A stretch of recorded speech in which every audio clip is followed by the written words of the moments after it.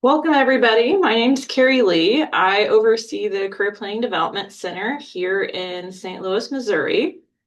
So today we're just going to kind of cover some information about networking, kind of strategies, ways to network, different things you should discuss, not discuss, and just professional standards. So if you have questions at any point, please just put those in the chat, and then we'll also have some time at the end to go through questions as well.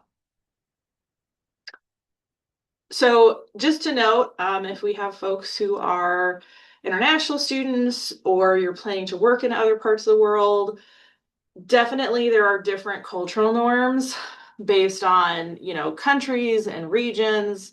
Sometimes also there are different norms within industries. So everything that I'm going to be talking about today is very US centric. So if you are looking at other parts of the world, know that while a lot of the information may be similar, there may be a little few differences. So networking, what does that mean when people say that? All it is just getting to know other professionals in your career field. Networking is one of those things that is very important for your career progression and longevity. So, a lot of opportunities often come because people have a strong network.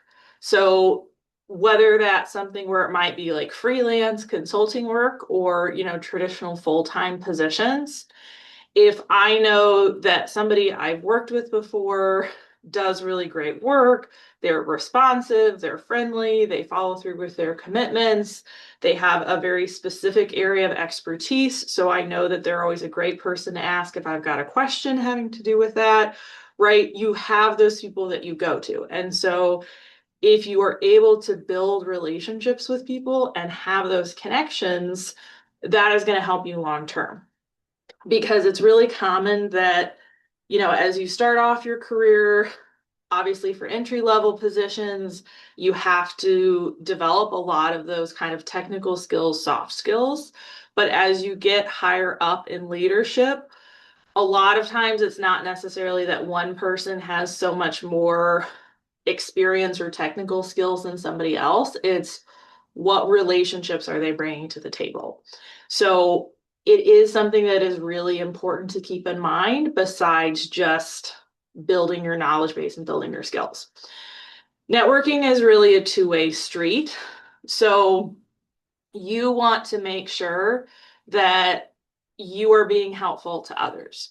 As you go through your career, you'll often find yourself kind of in those shifts where as you're starting out, you're kind of getting more information from other people because you are new, you aren't necessarily in a position to be hiring or connecting to hiring managers and things, but it is also still helpful because, we have alumni who often like to engage with students, right? They want to know how is their experience similar to yours? What's different? What's new at Webster?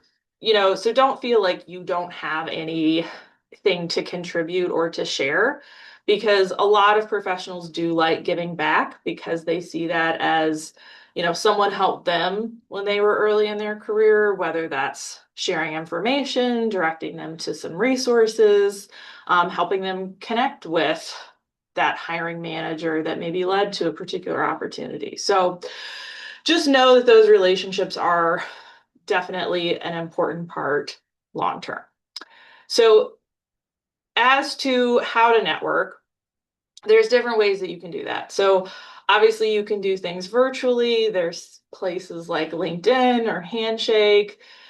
Professional associations exist for pretty much every career that you can think of. So places like the American Marketing Association or Society for Human Resource Management. So those are definitely a good way to meet a lot of people in your industry. And then also, events that might be happening on or off campus. And we'll talk a little bit more about all of these.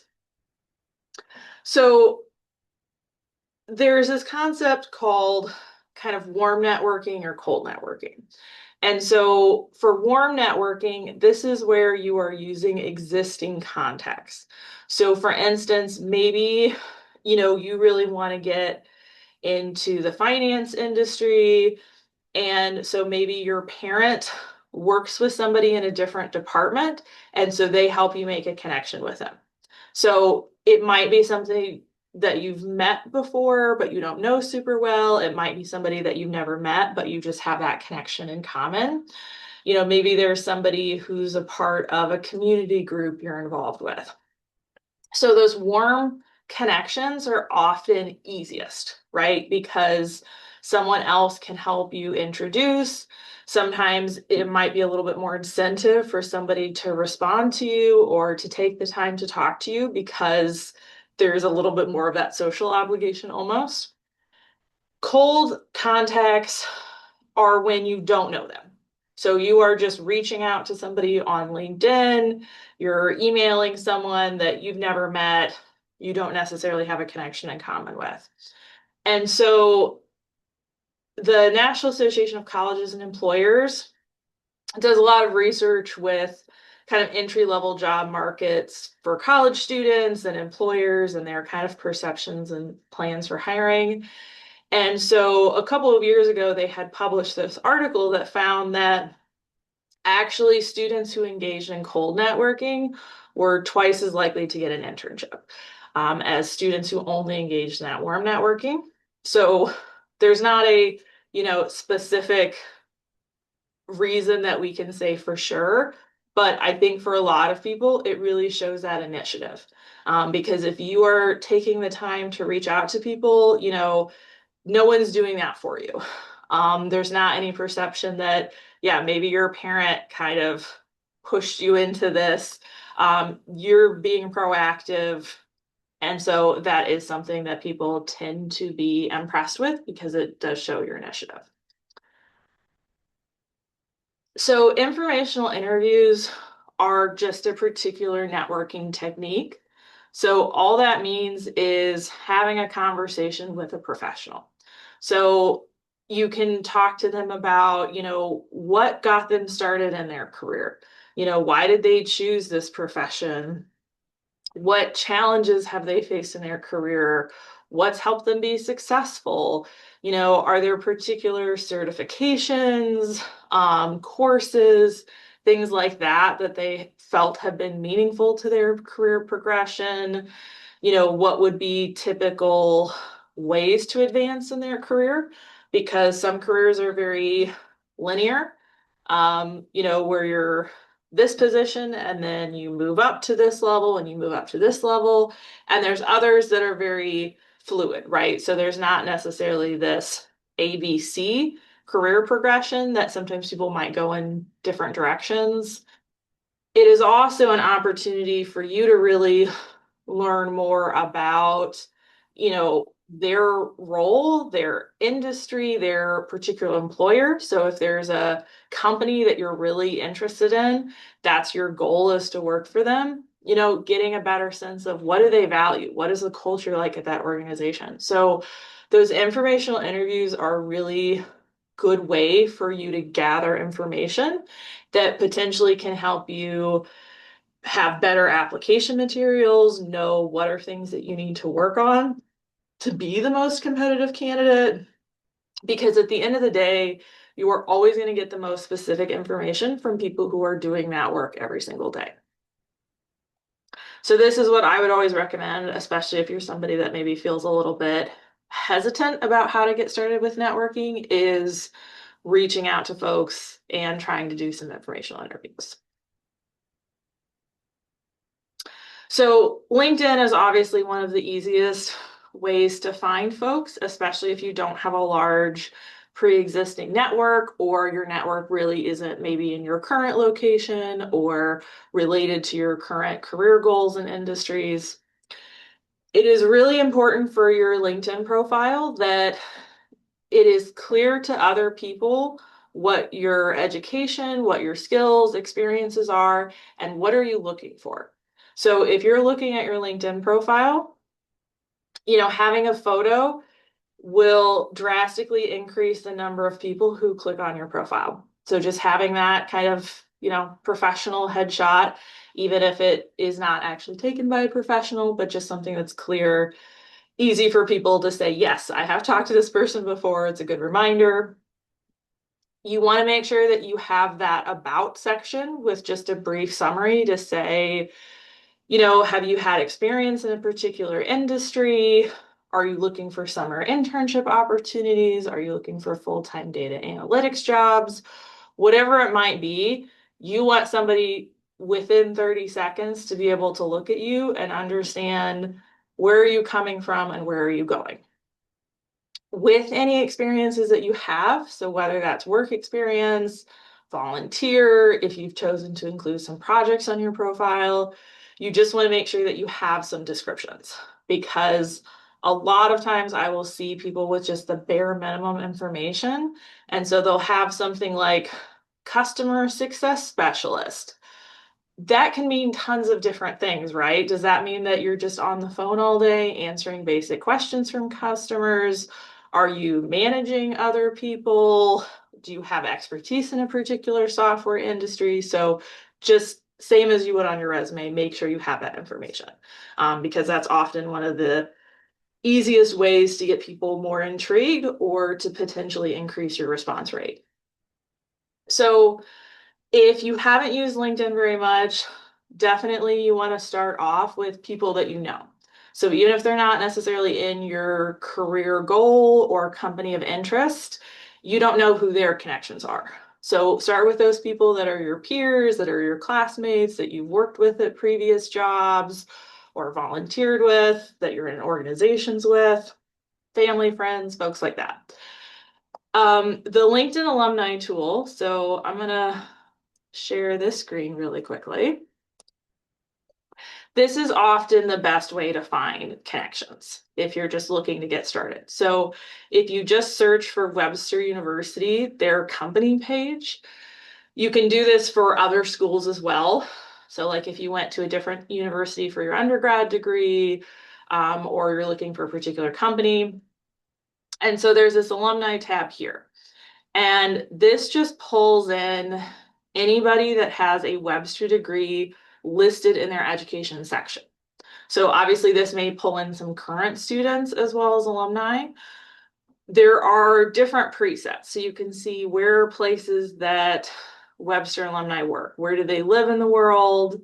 Kind of what do they do, particular skill sets, what they studied. Sometimes you may find that people list different things on their profile. So for business, some people might put business administration, some people just put business, right? So there might be a couple of different ways to search for. For any of these areas, as you click through, you can kind of continue to filter. So if you want to look just at people in the St. Louis area, that will change. So obviously places like Boeing, healthcare organizations, WashU, those are really big employers in the St. Louis area. You can also add other places. So if there's a company that you're really interested in that you want to look at, so we'll just put in Edward Jones as an example because they're local. You can see, okay, so out of these 292 alumni that they're pulling in, there's 62 that work in IT. So if you're wanting to go into IT, filter that way. And then as you scroll through, you can see individual people's profiles. You can click on them to learn more. You can also just type in a keyword. So if you're looking for connections, this is really the best place to start. Sometimes you might have existing connections who have that second degree, so you aren't connected with them yet, but somebody in common is, or maybe your faculty has some suggestions for companies that they know have hired alumni in the area and things like that, but that's just a really great place to always start.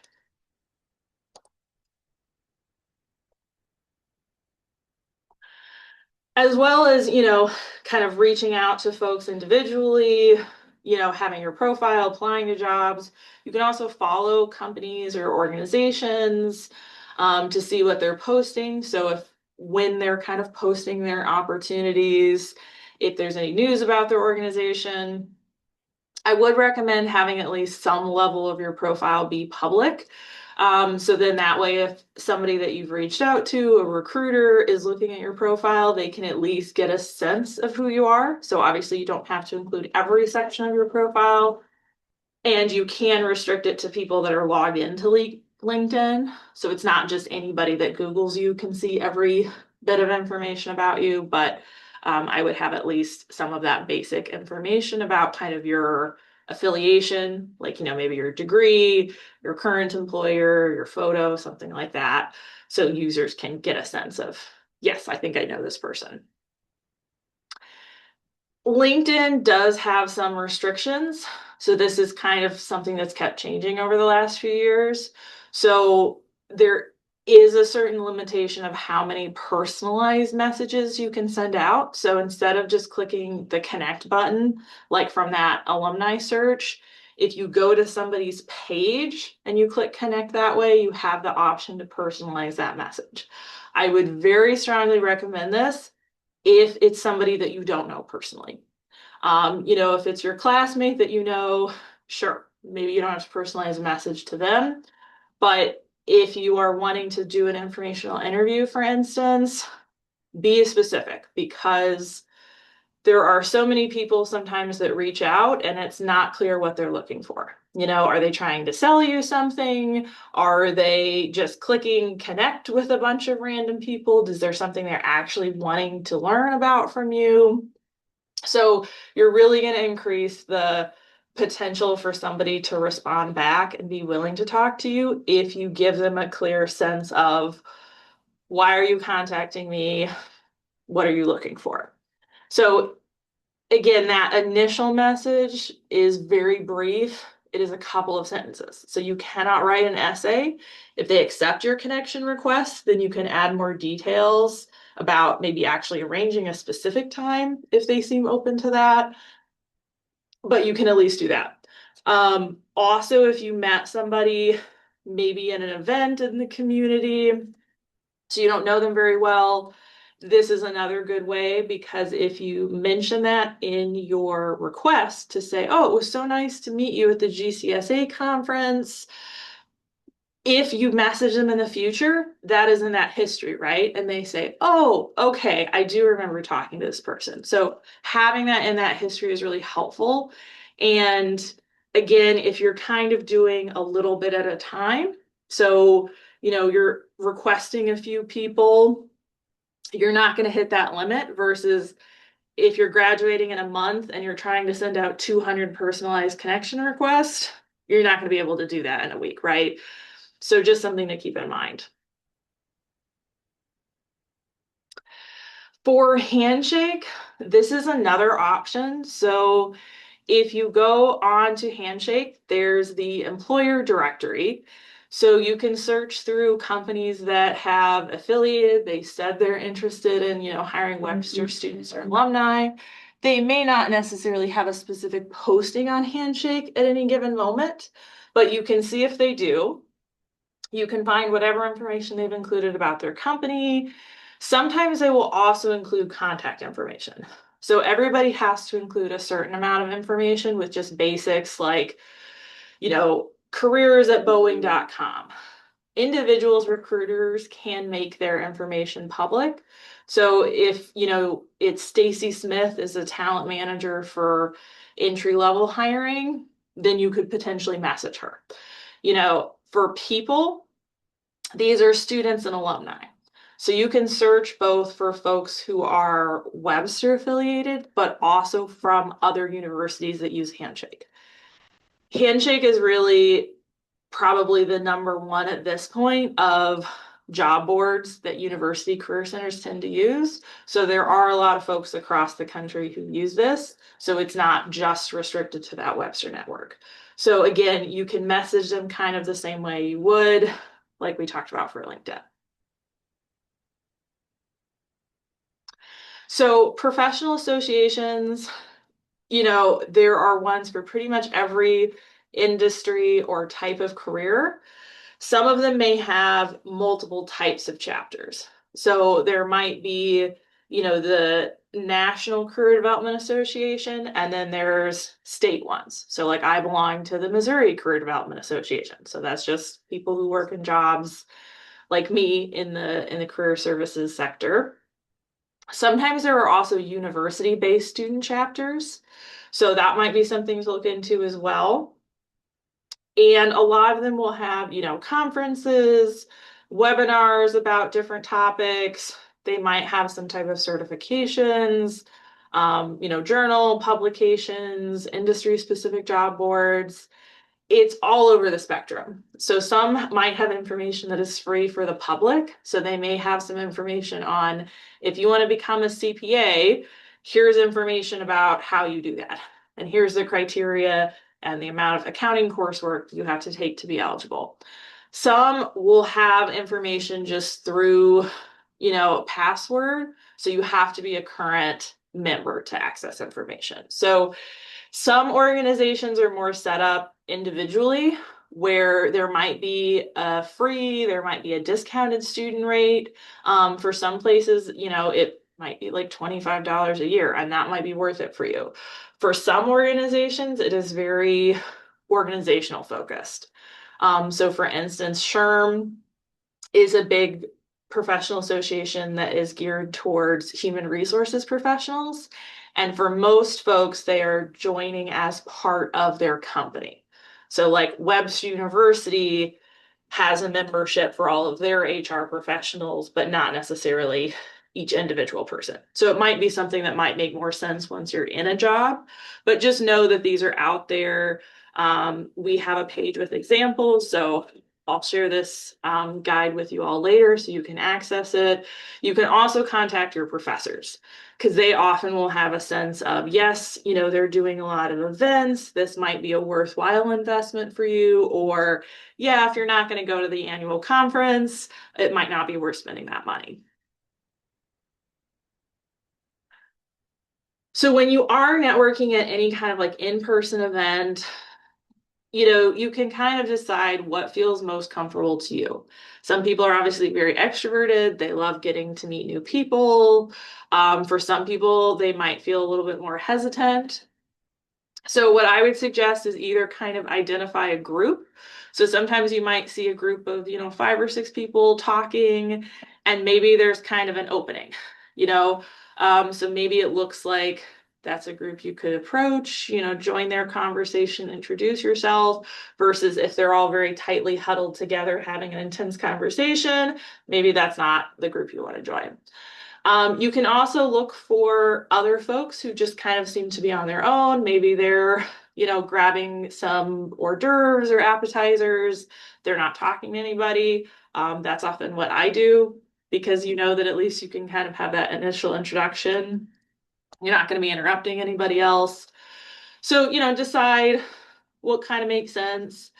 And when you introduce yourself, just keep it brief, but kind of have something to generate conversation. So if you say, oh, I'm currently a student at Webster studying this, or, I currently work here, I have 10 years of experience in the finance industry, whatever it might be, just to give them a little something to go off of, but you're not information dumping and giving them a 3-minute introduction about yourself.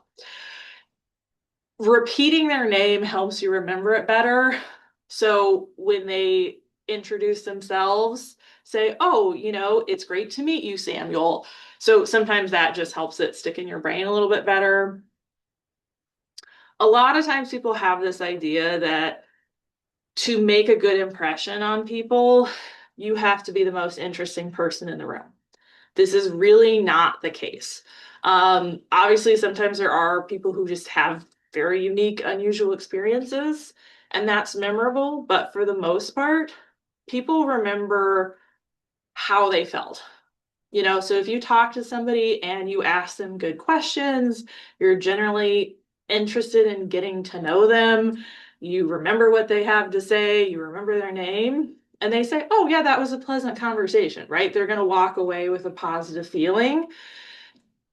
If you are talking to somebody and you are not really listening to what they have to say, right? You're just asking questions to ask questions. You're kind of not paying attention. You're looking around because maybe this person doesn't feel very important.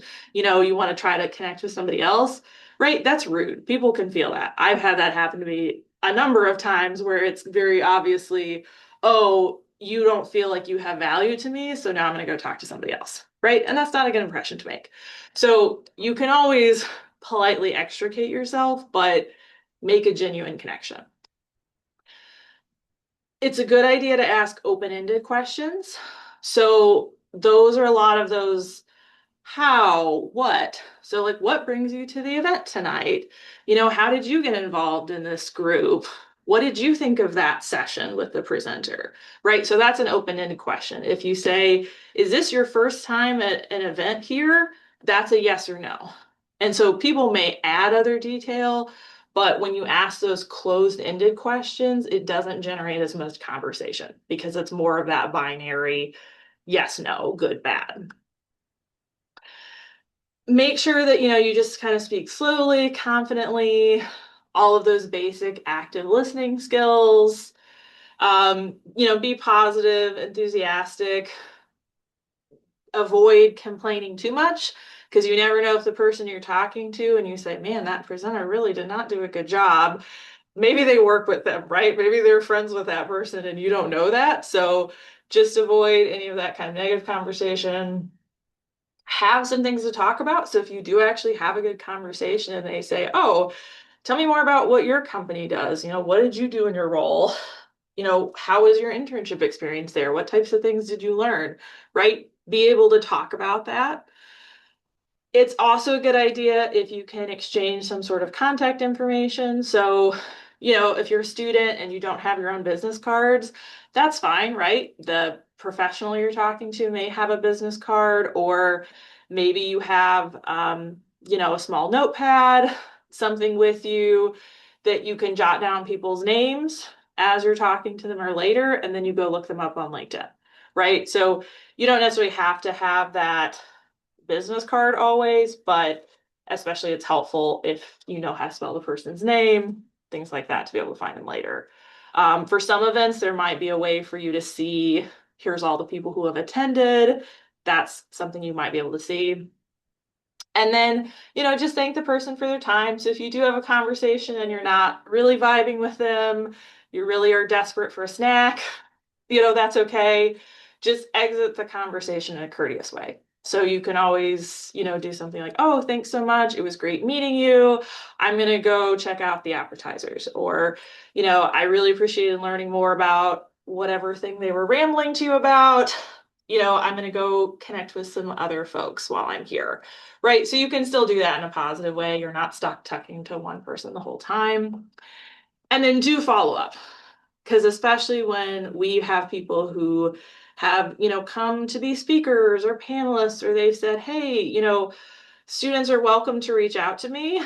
And then people don't do that, right? Because that's just one more thing on their to-do list for the day.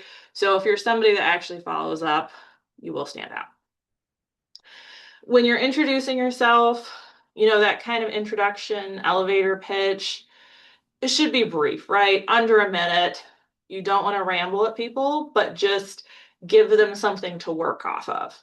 So if you're kind of saying, here's what you're studying, when are you graduating, what are you up to right now, whether that's work, projects, student groups you're involved with, anything you've done previously. So maybe you have 5 years of experience in nursing and now you're making a change to do more of that healthcare administration and management roles. So whatever that might be. And that just kind of gives people something to work off of, maybe something to ask you more questions about. So good things to ask about. Obviously, if you can ask specific things, that's always going to be the best, the most genuine conversation. But sometimes it's hard. Sometimes people are a little better conversation starters than others. So ask them about their experience at their organization. So if they say, oh, sure, I work in this role at this company. So what do they enjoy about working for that company? What their experience has been like? What's helped them be successful there? Have they been in the same company for 10 years in different roles? Have they kind of moved around to different places? How has their experience differed? Right? So those are always good sources of questions. Um, if it's a little bit more of a recruiting type event, so if it's like a career fair, somebody's mentioned, oh, hey, we're hiring for different opportunities. You can ask them certainly more details about that. Like, what does their timeline look like? Because some companies are going to post internships in September and some might not post until February. So you could ask about what that recruiting timeline looks like. You can ask just more specific questions about the role, about the company. Depending on who you're talking to, they're going to have different sources of information, right? If they're in HR, they're probably going to be able to tell you about the process, about the company. They may not know how the accounting department does the specific accounting process, right? That is probably too much detail for them versus if you're talking to an accountant, they can tell you about, oh, here's kind of how we're structured and how our department works. They may not know all the exact HR policies and processes because that's not really their role. So, kind of think about who you're talking to. You can also think about kind of the organization as a whole. So, kind of what that culture is like, if there's something that you care about. So, if learning about their DEI efforts is important to you, then ask them about that. And if you're doing that in an open-ended way, then again, that's a better way for them to have a conversation. And you're not just saying, do you have DEI efforts? Yes or no, right? Because that's not really as helpful of a conversation starter. Things that you want to avoid, don't ask people for a job or to refer you when you literally just met them, right? It makes people uncomfortable. They don't know anything about you besides that initial 30 seconds, minute long introduction you gave.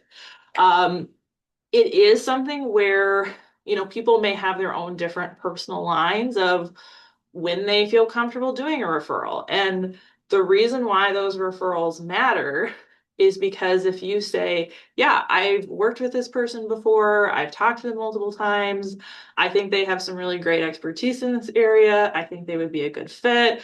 I know that they always follow through with their commitments, they're a great professional, then that's why that matters. If it's just them saying, well, this person talked to me for 2 minutes, that reflects on you, right? Then if that person is referred to the position, they do really poorly in their interview, they don't show up, they get hired and do a really bad job, and they say, oh, well, I don't know that we trust Carrie's recommendations if she's referring these people that are not, doing well. So it's something where after you've kind of gotten connected with people, maybe you've talked to them a couple of times, then that's something that is way more appropriate. And I think it's also something where you can start small. So if you say, oh, it was so great to learn about, the experiences you had at your company.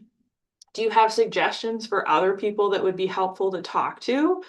That is kind of a soft opening because they may say, oh, yeah, you should talk to so and so. They do a lot of our internship hiring. And so they may connect you with that person, and then you can go from there. And then if they don't really, then that's okay, right? Like it's not an uncomfortable conversation. You're not being too pushy with them. If you're an international student, there's nothing wrong with that, right? Being willing to put yourself in a new country, talk in probably not your first language is huge. Being able to be that adaptable, to have that cultural awareness is great, but you don't really want to overemphasize your status situation because a lot of employers just don't understand. And so if you go up to somebody and you say, oh, does your company hire international students? Do you sponsor visas? And then immediately shuts the conversation down. Because most of the time there is not a yes or no answer. It depends. They might for certain roles, they might not for others. They may say, yeah, if we really like you, we feel like you're the best candidate by far, we'll figure it out. But if we have a million other candidates that are well qualified, then yeah, we're not going to worry about sponsorship because that is a more complicated and expensive process. So what I would say is, get to know them, talk through things before you bring that up. Because for most people, if you're here studying in the US, it is so much more likely that you will get hired through CPT, OPT, and then a company to say, hey, you're doing a great job. We don't want to lose you. So we are willing to explore these visa sponsorship options now, right? So it is very rare for somebody to jump from being a student directly into like an H-1B, for instance. So that's why I say don't bring that up in that initial conversation. That is a down the road thing.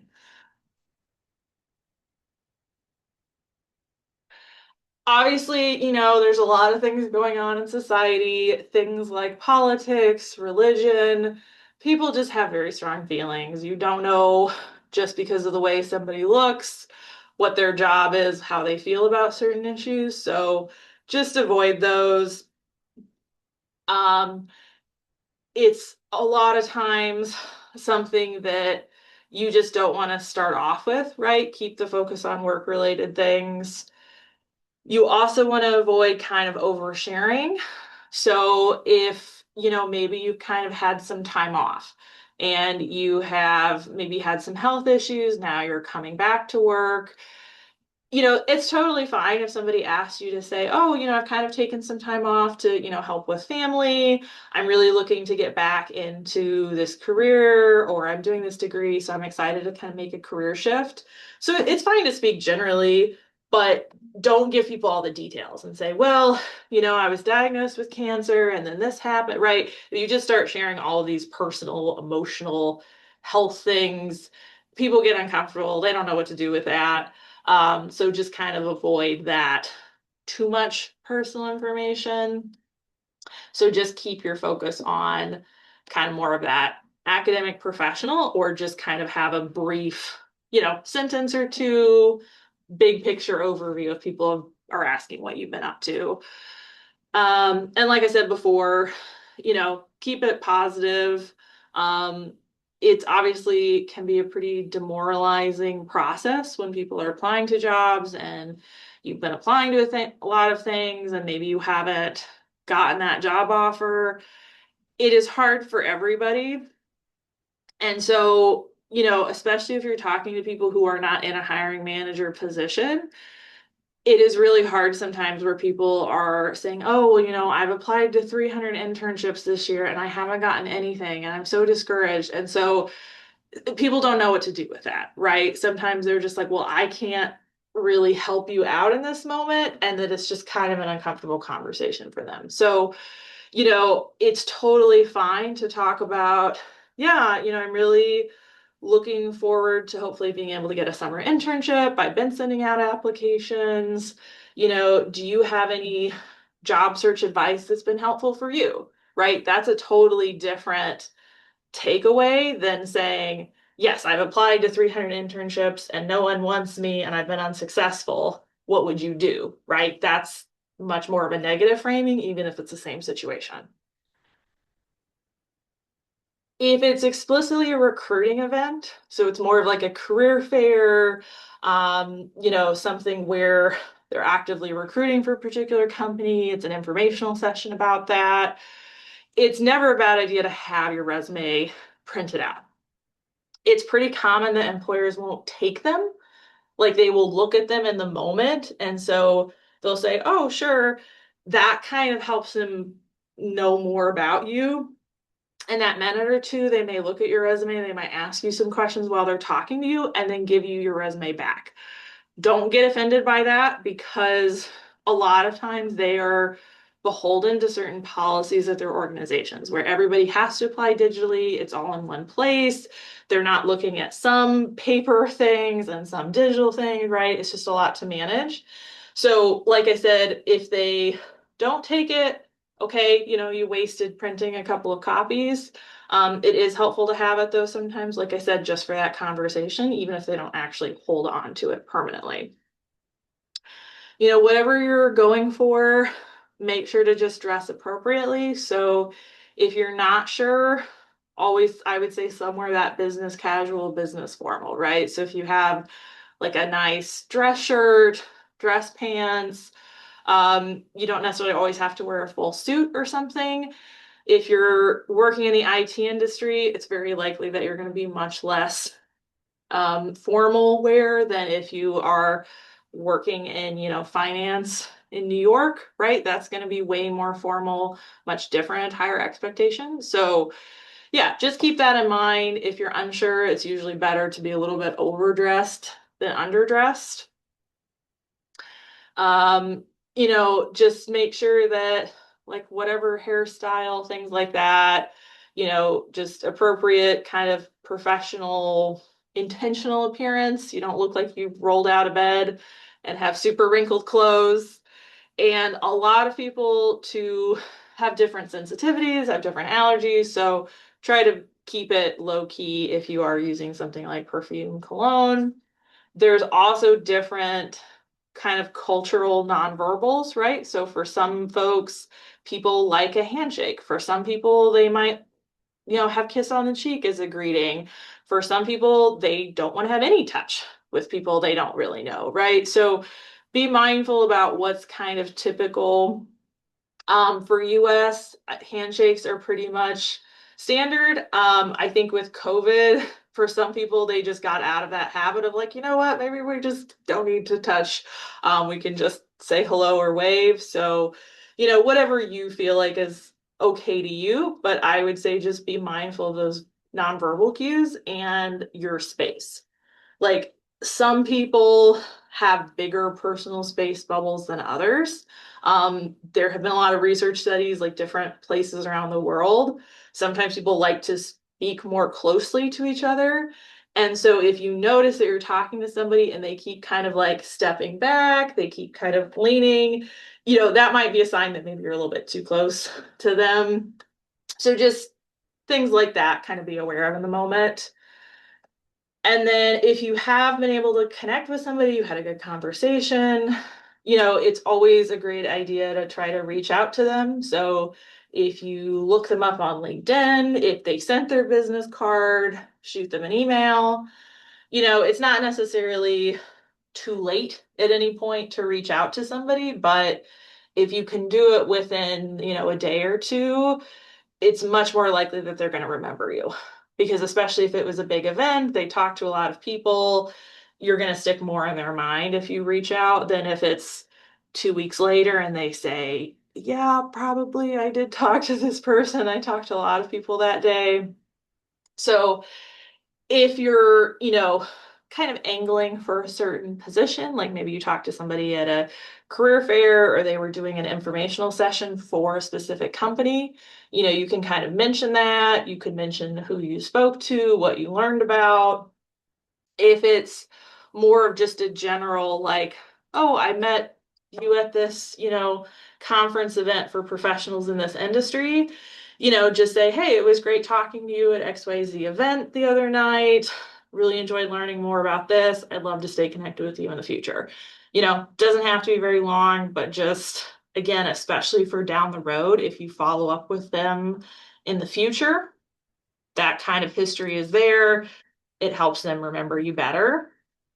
And also, networking is sort of the long game, right? So if you have got some time, before you graduate, you've got some time if you're maybe not super actively job searching at this moment, but you are anticipating that, it feels a lot more natural if you connect with somebody and then a little while later you reconnect or say, hey, I just wanted to let you know I'm just graduated. I'm really getting ready to, job search. If you have any advice, I would really appreciate that, right? So sometimes that is going to feel much more natural than if you say, oh, I'm looking for a job and I'm really desperate. People kind of feel that sometimes. So if you say, oh, it was so nice to meet you. Is your company hiring? Are you doing this? Right? That's kind of a different tone for that conversation. So the more that you can kind of do things a little bit at a time, so maybe you say, you reach out to a couple people over spring break. You got a little extra time that week if you're not in classes. If not everybody responds to you, that's fine. I don't get 100 response rate from people either, but even if half the people respond to you who reach out, a third, that's still better than nothing, right? That's more context than you had previously. So if you have any questions, you are very welcome to put those in the chat, unmute. We can talk through. If you want to talk more one-on-one, you can always make an appointment with my office through Handshake, or check out our connections page for some more just general resources.